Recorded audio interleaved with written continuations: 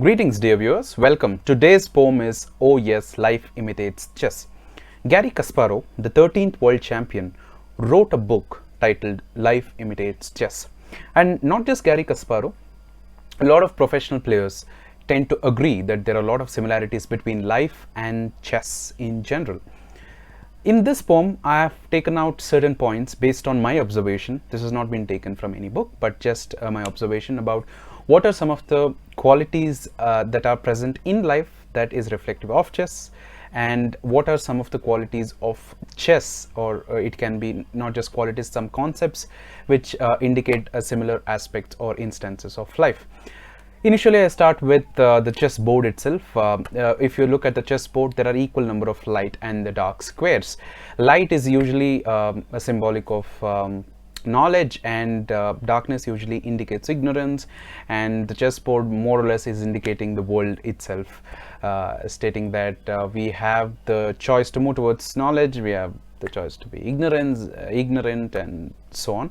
So this is one thing that I've taken. The second thing which I feel is very interesting is a lot of successful people tend to know where to find the exceptions to certain principles, and this also happens in chess. There are a lot of principles in chess stating that you need to place your rook on the open file, you need to actually always blockade the passed pawn with a knight. There are a lot of some principles in chess, but there are great players who know as to when to find the exception to these principles and somehow win it.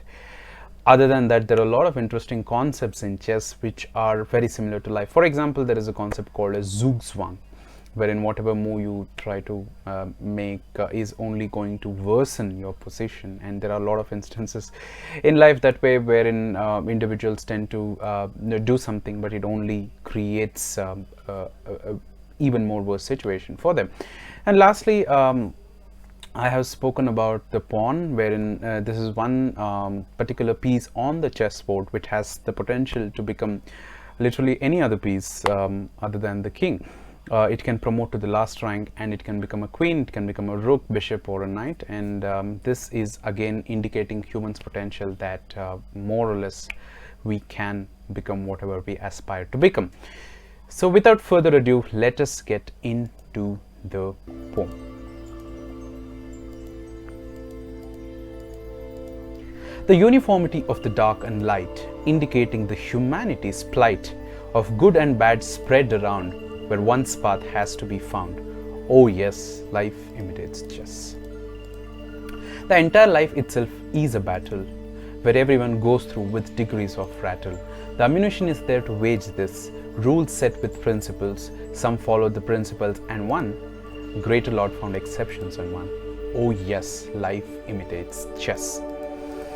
Some are pinned to hopes, some are forked between choices, few castled towards safety, some are skewered by the bishop of adversity, some royally zugzwanged, enduring all these to checkmate and win. Oh yes, life imitates chess.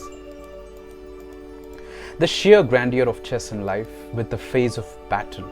Is battle important? Is winning important? Let us be a pawn, being seamlessly weak, promoting amidst the hardships to what we want, and proclaim whenever possible, oh yes, life imitates chess. I hope you like the poem, and thank you very much for your time.